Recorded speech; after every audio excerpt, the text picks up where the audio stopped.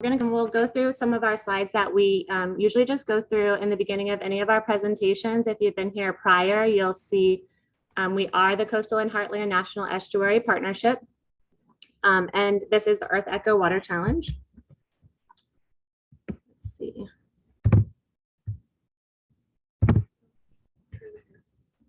Oh, sorry. Okay. So we were formed in 1995, and we are very special. We're one of only 28 congressionally designated estuaries of national significance here in the United States. We do receive special funding and support from the United States EPA, the Environmental Protection Agency, under the Clean Water Act to protect and restore water resources in our CHNEP area. We do have 10 different counties that we are in our service area. So all the way from Lee to Glades to Hardy to Hendry up to Polk, Manatee, Sarasota, Charlotte, and throughout that area. Okay, this goes over what I just said. Our area does comprise of 5,416 square miles. Our estuaries include the Lemon Bay, Donna and Roberts Bay, Charlotte Harbor here, Pine Island Sound, the Caloosahatchee, San Carlos Bay, and Estero Bay. Our rivers include the Mayaca, Peace, Caloosahatchee, and Estero. And our inland and coastal communities include 10 counties and 25 cities. And we want to always remember our inland counties, because all of the water happenings in those areas eventually come down to the estuaries. Very important. Okay, so we rely on you. We are solely volunteer based in essence, and we really need help from citizen scientists, volunteers. So definitely tell your friends. If it wasn't for you being citizen scientists, we wouldn't be able to upload data to the national database in so many of the projects that we do. So we really appreciate you. The CHNEP was designed to be grassroots and community driven. And we do have a citizens advisory board. So if you're ever thinking about becoming more involved, that is an amazing place that we can talk about. We have a large team of volunteers like yourself who directly assist the implementation of the various educational, which I primarily am looking through. I was a teacher for 16 years, so education and then mass communications I was in for 5 years at the newspaper.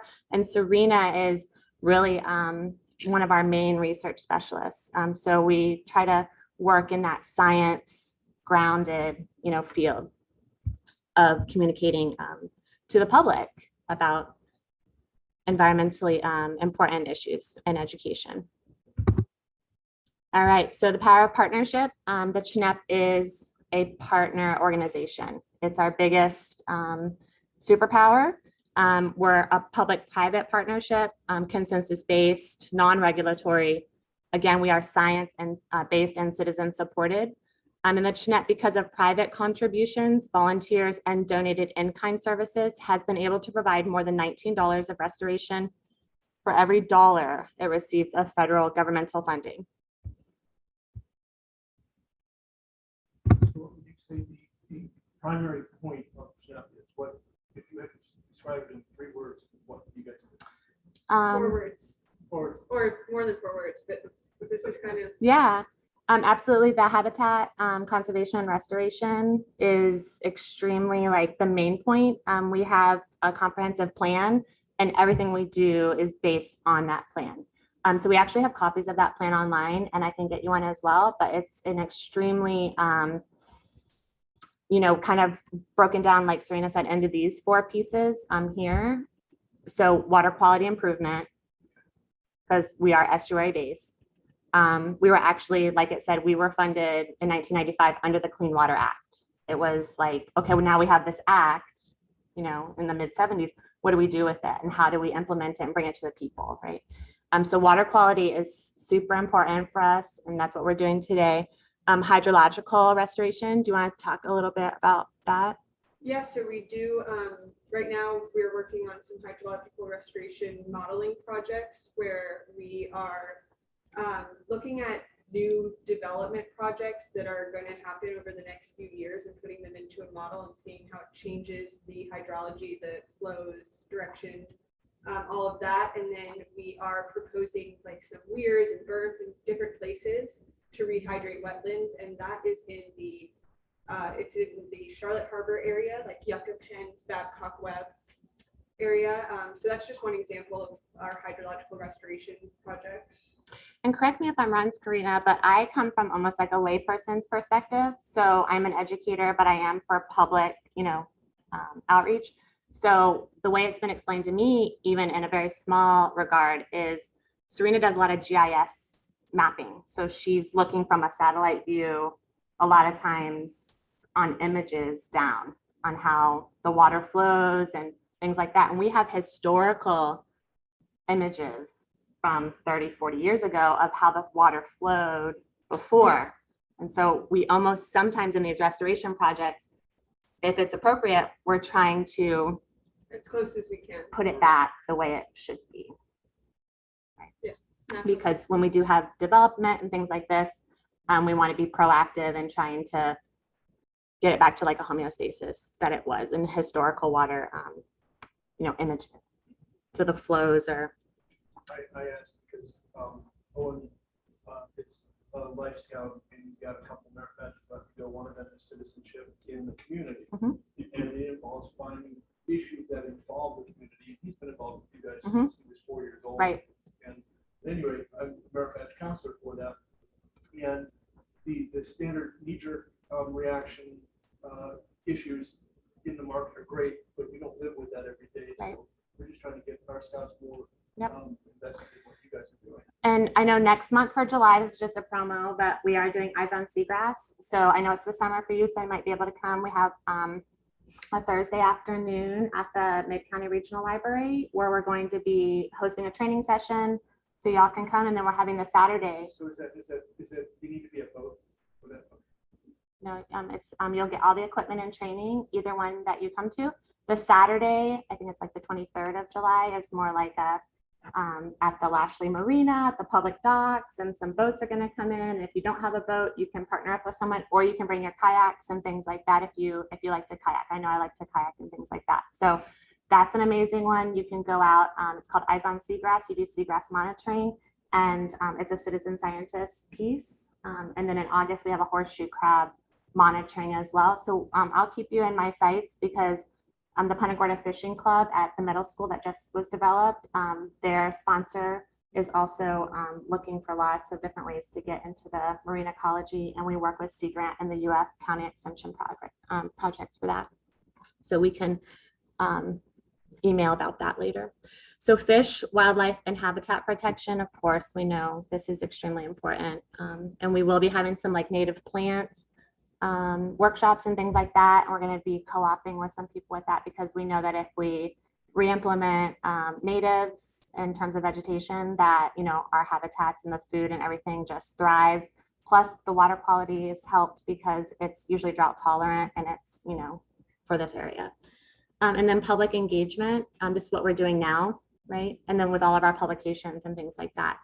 And we're so thankful to have partners like EarthEcho, who have been with us for so long and are really the experts in what they do here. So with that, I believe, Portia, is this your first slide? Okay, cool. So I'm going to hand it over to Portia. Hello, everyone, and thank you so much for having me today. I am Portia Ray, the EarthEcho Water Challenge Program Manager.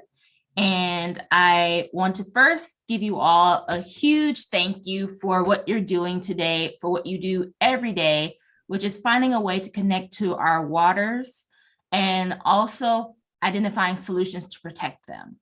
So to dive into today's training, I want to talk about EarthEcho International and what we do.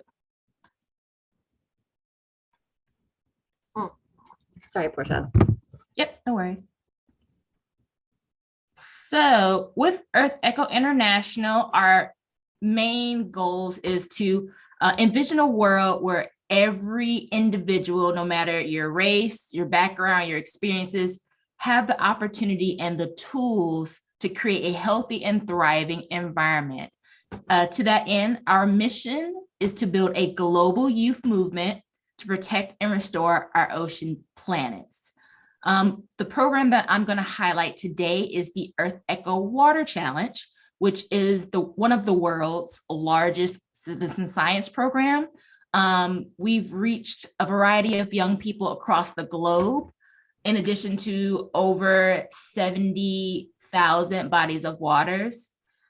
And to that end, we have our global database at monitorwater.org, which is that citizen science piece we're talking about. We're encouraging young people not only to connect to their bodies of water, but to also do data analysis, develop research questions and studies based off what you test at your local water resource. So what you all are doing today is that citizen science piece.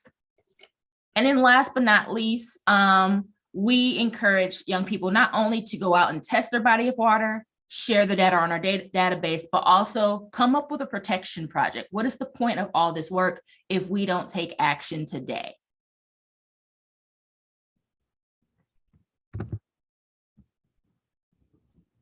So, benefits of the citizen science portion of what we're going to do today is, as I mentioned, to connect to our bodies of water and to really encourage our young people to think about their relationship with water in a different way. For example, I'm in the Dallas area of Texas, so I'm kind of in a landlocked area where I don't have instant access to oceans, to lakes or streams. But being born and raised in Michigan, surrounded by the Great Lakes, I am surrounded by water, and you kind of get that sense of like, oh, I want to protect it. So we want people all around the world, no matter how far or how close you are to water, to do the same thing. Everything we do makes a difference. So my question to the audience is, what is your personal connection to water? So feel free just to, I can't see your hands, but if you're raising your hand, popcorn style, say out loud how you're connected to water. So as you're brainstorming, prime example. When I was born in Michigan and being a young person surrounded by the Great Lakes, I never knew the importance of protecting the Great Lakes, and that is one of the largest freshwater resources that we have on the planet. So with that being said, I love swimming. I love kayaking, and my passion for water inspired me to go to college to pursue a degree in environmental policy. So that's kind of my connection to water. It's just where I lived inspired me to make a difference. Very cool, Portia. And I know Portia's working on her master's degree right now, and she's almost done. So congratulations on that, and thank you for fighting the good fight for our water quality. We're just going to go around really quick and tell everyone quickly what your connection to water is. Serena, what is your connection to water? Living in Florida, I think we are all connected to water recreationally. And then, with this job, since I've started this job, I have realized really how much water is everything, and how, just more than I ever would have thought about water. Yeah, absolutely. And really quick, I was telling someone I am a 5th generation Floridian from Sarasota. So the land is really important to me, to be stewards of the land. I had acreage for many years, and then now we have moved to the Mayaca River. Like, we're just a little teeny tiny place on the river, but we can have golf access, right? And my husband and I are actually going out to Crystal River to Three Sister Springs Sunday. I've never been to the springs, so I'm excited to paddleboard, and we paddleboard and kayak as well. But getting back to water is life, right? We are such a percent of water, and without clean water, it just doesn't work, right? So it's really important that we're, top of mind about it, and that we go forward educating about it. Ernesto? Well, I work in for miners with stormwater ponds, and that's what we do for controlling aquatic weeds. Yeah. But I like diving, and I go diving to Sarasota, and my connection is keeping the bay, Sarasota Bay, in good shape. We paddleboard up there all the time. The dolphins and the are amazing. They're beautiful. Well, I've lived on water all my life. I came from upstate New York and Syracuse, where we had an isolated kind of camp on the lake, and fishing and swimming. And then I moved to Long Island, where there with the ocean and the sound, and just being out there. Now I'm in Punta Gorda, and I'm kayaking and just enjoying. Remind me your name? Eva. Eva. Yeah. We seem to have a similar pattern here. There- And that'll be interesting to see when the rest of them, and I'm not gonna bore you, but, you know, my grandma and grandpa, I was a little kid, we were on the lake. And then, you know, things moved along and I had a family and we were on the lake. And then eventually my family grew up and left, and by the way, they are all near water and I'm in Punta Gorda. Yeah. And, I miss it if I'm not out there. And I want to be close to it and I want to appreciate it and all the things that are in it that we've just been talking about. I was absolutely, I had the opportunity to have it with you yesterday. And for the first time in years, I tell you, we ran into a group of manatee with no crop scars. And that, we talked about that since yesterday. And maybe they're finding a way to avoid us. There's also a new crop protection too that is fairly inexpensive. It's like a plastic piece that you can put on, and so hopefully some of that too. But yeah, for sure. And Jennifer Hecker, our executive director, showed us yesterday. She lives in Punta Gorda on her cell phone. She had some amazing photos of the manatees, and they're in a large group and they're very active. So we're excited to see them coming back and welcome. Thank you for coming in. Yes, nightmare. Oh, no. It's totally okay. Yeah, I've been there for sure. We're we're with EarthEcho here, and we have a new guest, and this is Portia Ray, and she's moving in from Dallas, Texas, and we're just going around talking about our connections to water. So I'll let you kind of. I'm gonna bring it back to me. Sorry, I don't want to prolong the time. Keep going. Yes. Thank you. But keep the same momentum. I love that you all can have this conversation as you all are out in the field. Let's keep this conversation going. I know I didn't get to everyone, so I do apologize, but based off what I heard in the room, each and every one of you have some type of connection to water. One thing that really resonates with me is that you all have a specific memory, sound, vision that really resonate in your hearts in regards to water, and it's personal. The reason why I asked you all these questions is if you really take time to reflect on your relationship with water, even if it's big or small, I remember someone said water's life. Like we depend on water for everything, from the phones we use, which again was created and built by the manufacturers who used water, to the lighting in the room, the AC, like everything needs water. We need water. So that leads to my next question, which I will answer for the group. Where does fresh water come from? As you all know, we have a very limited amount of fresh water on the earth. The entire globe alone is covered by water. About 71% of our earth, the blue planet, is covered by water, but a very tiny percent is surface water that is fresh for us humans to use.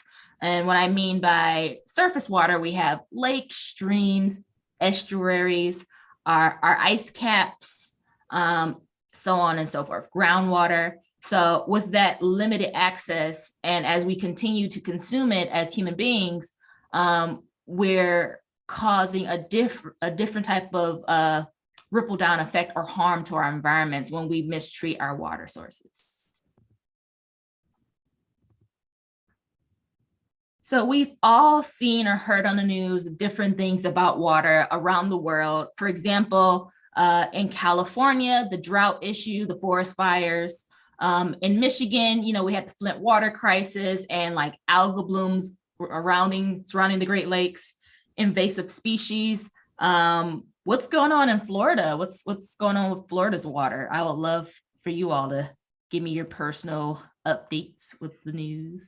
Thank you for asking, Portia. Serena, would you like to talk briefly about the? We definitely have an algal bloom problem down Yeah. here of all kinds. Red tide is a recurring issue, I would say, and then as well as like cyanobacteria up in our upper river systems. And I mean, I guess that is our main issue, and along with it is seagrass loss. We've lost a ton of seagrass. Mhm. Does anyone in the audience have any concerns or comments about water quality and things that you've seen or That's the whole Lake Okeechobee thing. smelled? Yeah. Lake Okeechobee, yes. And- Yeah. And recovering the Everglades back in the last century. Yep. And just the. Recovering the just horrendous Everglades. damage that done. Absolutely. And the Everglades restoration is an ongoing, absolutely. Okay, Portia. And we can go to the next slide. Okay. But good job, team. Thank you so much for those updates. So all my questions lead to the reason why we do what we do, why EarthEcho is so passionate about connecting all of our participants to their local water resources. With that being said, today I'm going to focus on what is the EarthEcho Water Challenge and how did it get started. So the EarthEcho Water Challenge equips participants around the world to connect to their bodies of water by challenging them to go outside and test their local water resources. So by that, I mean surface water, such as lakes, ocean streams, etc. We try to steer a little bit away from tap water or anything that we consume as human beings, because that's more of a public health issue. And for this challenge, we want to focus on our water resources outside of our houses. So test is the first step. Share is the next step. So we have our global database at monitorwater.org, where we encourage participants to upload their data. If you've ever been to our website, you see this huge map and it has different countries and these dots. All of those little dots are participants such as yourselves who have done what you're going to do today. And the last step is protection. So today I'm going to talk about the test piece. When you all are out in the field in the next hour, you'll be testing for 4 parameters using the EarthEcho Water Challenge test kit. I also challenge you all to test for different parameters such as phosphates, nitrates, etc. But today we're going to focus on 4. One is temperature. The other is dissolved oxygen. The next is turbidity. Could you go back to the slide previous? And then the last but not least is pH. So this is one of those questions I'm going to ask the audience. So again, throughout the presentation, feel free to chime in and give me your ideas. But when testing for temperature, you're testing to see how hot or how cold the water is. And this is very important to remember, because as you're educating young people on what is temperature, as adults, yeah, that makes sense. But to young people, they're going to ask, but why? Why do we need to test for temperature? Why does it matter if the water is too hot or too cold for aquatic species in the plants? So that leads to the next slide. So my question to the audience, I would love to hear 1 or 2 participants per question. The first question for the group is, why does temperature change? Anybody have any ideas why our temperature of the water change? There's daylight and there's nighttime. So the daytime will be warm, nighttime will be cooler. Yeah, so sunlight affects the temperature of the water. Good, like the weather. Nice. Any other guesses? Tidal influence and how long our water stays in position. Tidal Tidal influence. influence. Okay, good. Does anyone know why temperature is important? So why having a certain temperature for your bodies of water is important? Well, I know in particular, just from what I've been learning about algal blooms, is when the temperature is it too hot? Warm enough. If it's warm enough, it's like a perfect environment for it to thrive. So that's something we don't want. And you throw in the mix of the Saharan dust, which is the is the gallons for the rich side. Right, absolutely, like air particles as well. Like, Agreed. All right, good job, team. So as we plow through this question, some answers I want to share with you all is, drum roll, please. So these are just a few reasons, but as you all mentioned, you mentioned reasons that I didn't include on the slide. So again, as your wheels are turning, feel free to associate that with why temperature in Florida water resources change.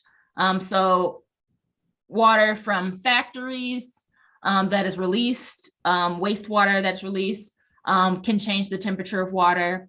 Removal of vegetation, so trees, plants, grass along the banks of the water could cause a change in temperature. So if you're ever going outside and you see like erosion, you should ask yourself like, how did this occur? Is this natural? Is this man-made? And how can we restore our reservoirs? Runoff from city streets. So if you're in a very crowded urban area and there's a lot of roads and cars, that could contribute to like oils from our cars or mud or sediment to get into our waterways and change the temperature.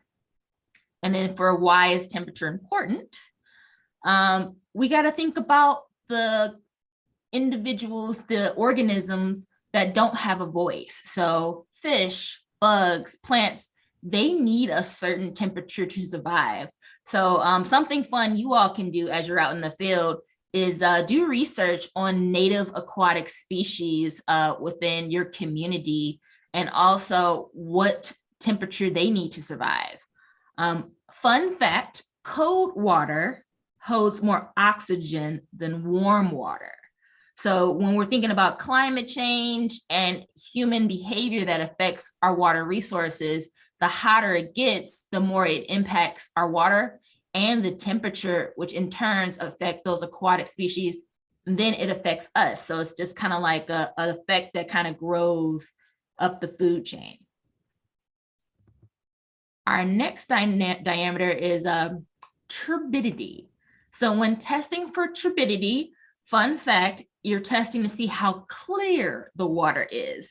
So sometimes when you're working with kids, they go outside and they're like, oh, the water is dirty.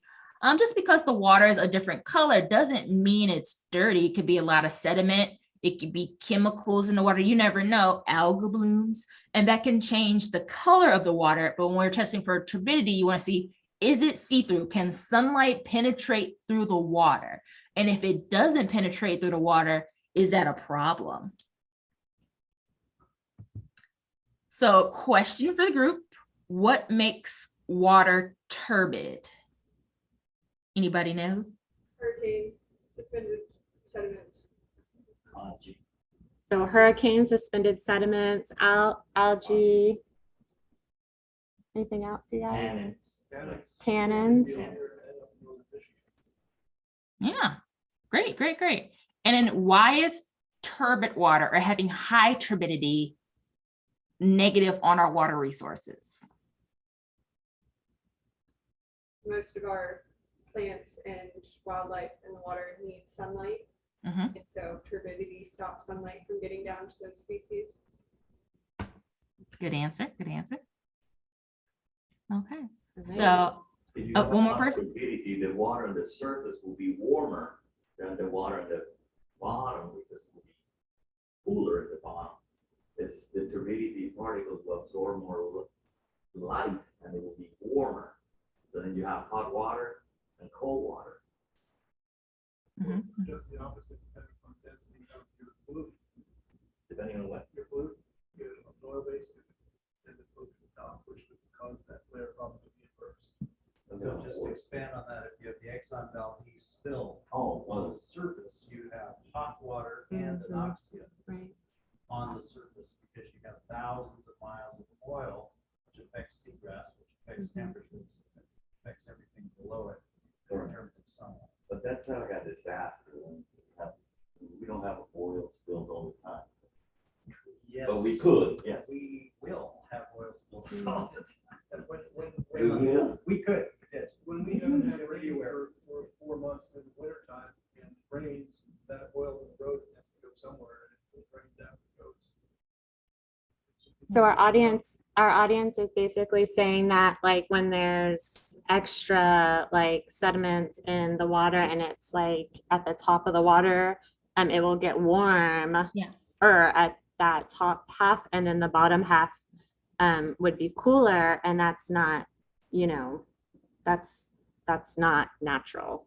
Yeah, I see where you are. I heard pieces of it, but that's good observation, especially as we deal with like pollution caused by humans. It doesn't have to be an oil spill from an industry, but again, us humans on a daily basis could cause, that sediment or, chemicals from washing your car on your lawn to affect our water resources. So some answers I want to share with you all, but you all had awesome ideas too.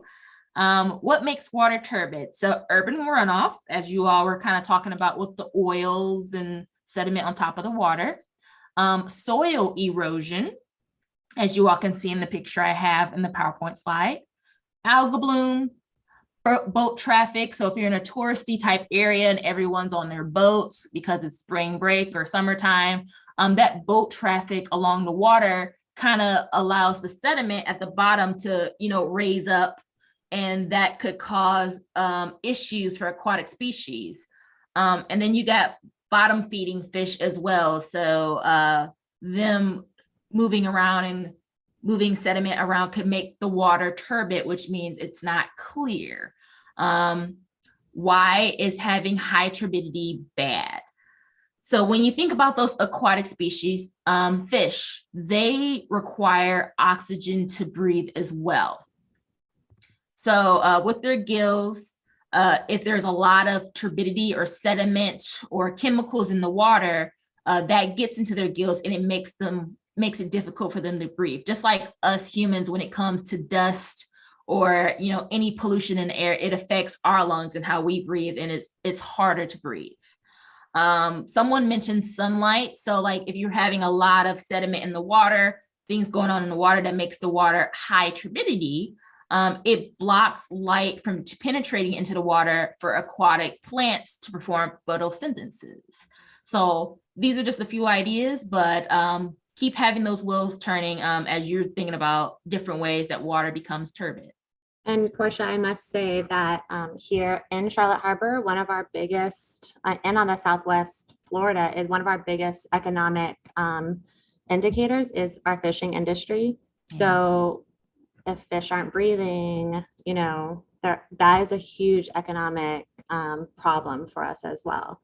So it's important that all the ecosystems are, healthy. Awesome. Thanks for sharing. I'm learning so much new stuff about Florida.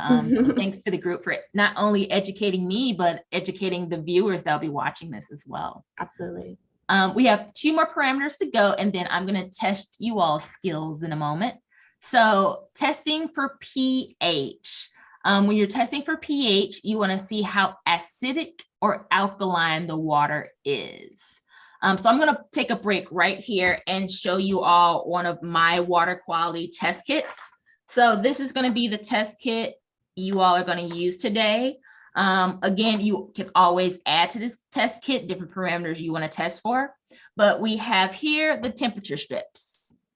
As you can see, this darker one, so if you're in a colder winter month or if you're up north, this darker strip will come in handy because it tests for temperature that is under 14 degrees Celsius. So when I was home in Michigan, I had water that was 8 degrees Celsius one day. It's really cold. And then this larger strip here, you can use on the regular. When you're testing for temperature, you're pretty much submerging this entire container into your body of water for 1 minute, and it will change into a green color. So for those who are handling the slides, remind me to show the video, not right now, but sometime soon, so we can walk through each step more in depth, because I'm a visual learner and I think it'd be cool to show you as well. So remember, when testing for temperature, the color of the strip turns green. when testing for turbidity, there is a sucky disc sticker right in this container here. There's different ways to test for turbidity. I know when I did water monitoring, there's an actual like disc and a rope. In our case, instead of having a large disc and a rope, the sticker right there in the container allows you to test for how clear the water is. So when you're testing for temperature, you're also collecting your water sample, which will be filled to this line here. And as you're looking down in this container, you want to see and use the color chart to see how clear the water is. So for our chart, we have turbidity at a 0, 40 JTU, or 100. So JTU is our measurement, which is Jackson turbidity unit. If it's a 0, is that a good thing or a bad thing, group? Good. They're saying good because it's very clear and you can see it, right? Yeah. All right, good job. That was a trick question. Good job, team. So so I use the example to young people, like say if I had orange juice in this container, would you be able to see the sticker? You'll hear like, no. And it's not the fact that orange juice is dirty, right? Sometimes you have pulp from the orange juice. You have different, pieces of the oranges in here that makes it difficult for light to penetrate for you to see the sticker. Same goes for turbidity, right? You got the soil, different sediment in the water that can make it difficult for you to see the sticker. pH, we have this long test tube. Remember, the long one is for pH. The small glass vial is for dissolved oxygen. So as you can see in the picture, you have a young person using the long test tube. We have pH tablets. Remember, pH 1 tablet, dissolved oxygen 2 tablets. So you're filling your container here with water, add 1 tablet, shake it up. 30 seconds later, as you can see in the picture, it changed to a different color. I love when young people ask like, oh, why did it turn blue? And I'm like, we're doing chemistry, young people. Chemistry. Cool. You're citizen scientists right now. And it kind of blows their mind. They're like, oh, wow. Very So cool. if you're ever curious, they're like, did you put food coloring here? I'm like, nope, we're doing chemistry. So the coloration of the water helps us as participants determine, is pH, is it acidic or is it alkaline? And when I break down acidity and alkalinity to young people, I use the example of lemons and baking soda or laundry detergent, right? Lemons are acidic, meaning they're going to be on the lower end of the pH scale. The water we drink from our tap or bottled water in my case is kind of in the middle. It's about a 7, 8. And then alkaline, you want to think of something that's really base, right? So you have, as I mentioned, baking soda, laundry detergent, etc. So next slide, I want to ask why pH is important and what causes a change in pH. So does anyone know what causes change in the water pH?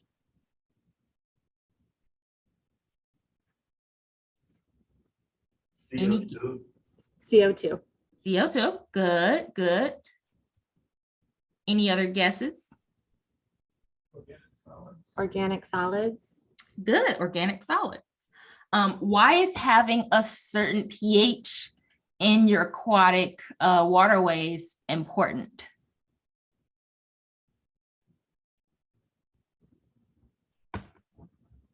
Fish will be stressed if they are too high or too low. If the pH is too high or too low, the fish will be stressed. That's being neutral. Yeah, that can cause stress or even death as well. Yeah, good.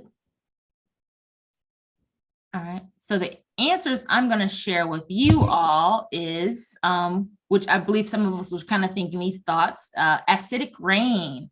So when you think about our cars and different emissions, I think someone said CO2 or something, when that is into our air, when it rains down, it produces acid rain sometime, which could affect the pH of our waterways. Wastewater discharge. And then runoff from rocks in the area. So it could be natural. If you have like limestone or different rocks that could have some type of natural sediment on it, that runoff could change the pH. And why is pH important? One person in the audience today mentioned that aquatic species prefer a certain range. And if they're outside that range, they can get stressed out or even die. So this is a good research question for the team as you're outside and you're researching aquatic species and plants that are native to your community. Also research what pH of water they prefer. On average, aquatic species prefer a pH that is a 6.5 or an 8. If you get below that, that's something we should definitely flag. If you get above that, that is also something we can flag, because if the pH is very alkaline, that probably has something to do with human behavior or like industries dumping pollution into the water, and vice versa if it's very acidic. So food for thought as you're analyzing your data today. And our last parameter we're going to talk about is dissolved oxygen. When testing for dissolved oxygen, we're testing to see how much oxygen is available in your water resources. So as I mentioned, you got this small tablet here. You want to add 2 dissolved oxygens into here, shake it up, and it takes about 5 minutes. So as you all are waiting for the results for this, feel free to have conversations based off your surroundings. Are you in a very heavy traffic area? Are you near farmland? What is causing your results to be a certain way? Good things to ask each other. So next slide. Why does dissolved oxygen change, and why is it important? So I'm going to answer that for you just because we're a little over time. So if we press the next button, it changes because back when we were talking about temperature, warm water, right? The warmer the water, the less oxygen. High levels of bacteria. So someone mentioned algal blooms earlier, and how like if there's more algal blooms, if it's really hot outside, or if there's any changes like fertilizer from farms getting into water, that could increase high algal bloom levels, which in turn takes up most of the oxygen in the water. Any large amounts of rotten plant or debris in the water, just decomposing those organic sediments could cause additional levels or fluctuation of dissolved oxygen. And then why is it important? As I mentioned, like us humans, animals need oxygen too. Those aquatic species really rely on having a perfect balance of oxygen in the water to breathe and survive. So we talked about the test piece. So all the parameters we're going to test for today. If you log into monitorwater.org, you will see our database. I really encourage you all to submit your water quality data as soon as possible. So shortly after you're monitoring, or sometime by Monday, just so we can have that on our records. You can do it on your phone, tablet, or laptop. So whichever you prefer, and if you have signal. So this is our handy dandy website. As I mentioned, we have about 1.4 million participants around the world that are doing what you're going to do today. We've connected with over 143 countries, and as I mentioned, over 70 plus thousand bodies of water have been tested. So thank you all so much for your service. We have a variety of stories that our participants share with us in regards to the actions they took to protect their water resources. So if you all today want to share your story, feel free to go to monitorwater.org/story/submit and let us know how today's event went. But an example that I always share with our audience is our young people in Puerto Rico. They collaborated with a nonprofit such as yourselves, And they decided, after doing water monitoring, they want to plant mangroves around the bay of their body of water. And the reason they chose that native plant, it's native, so they're trying to get rid of all invasive species and increase the native species population. And then B, when you're planting plants along the coast or bay of water, it is keeping the soil down. So not only is it, increasing oxygen in the water because of photosynthesis and helping balance pH and helping keeping the turbidity low, it's also good for the ecosystem as well. You're encouraging bugs and other animals to really interact with that body water or that area. So just food for thought as you all are doing your action projects. It makes a difference no matter how small or how large it is. I'm an environmental policy major. So if you ever want to speak with your representatives or mayor to really influence change or have an awareness campaign for all of my adults that love the social media and the TikTok, that is a great way to engage with the young folks and really have them engage and think about water issues in their community in their own little way that challenge them to be creative and innovative. That is beyond me, but for those who like TikTok, go for it. Love it, Portia. And just a side note on that, we do at CHNEP have 4 different committees. One is our legislative, our policy committee. So we actually work with 10 different counties with their mayors and commissioners, and we meet every 4 months, but we're always talking with them about best practice and being grounded in science. And so we're tackling some of those issues like retention ponds and how to make them more effective right now. And then Serena, are we also doing mangroves at Tiki Point up here? Are we doing mangroves restoration at the harbor soon in a couple years or something? Yeah, we're working on a living shoreline project right here in Punta Gorda, in front of the 4 Points Hotel. The Tiki Bar, yeah. Kind of like where we're doing our water quality sampling today. So that's on the horizon. So we're definitely hearing what you're saying for sure about communicating and collaborating for sure. I love that you all are so heavily involved in your community and influencing policy, because that and conservation and just bringing awareness is all where it starts. Absolutely. So as you all are sharing your stories and posting on social media, please #monitor water. Yep. And also at EarthEcho on YouTube, Facebook, Instagram, TikTok, etc. We're at EarthEcho. Very cool. I know we're running short on time. Did you want some video, or did you want me to put that in the Facebook post later, or?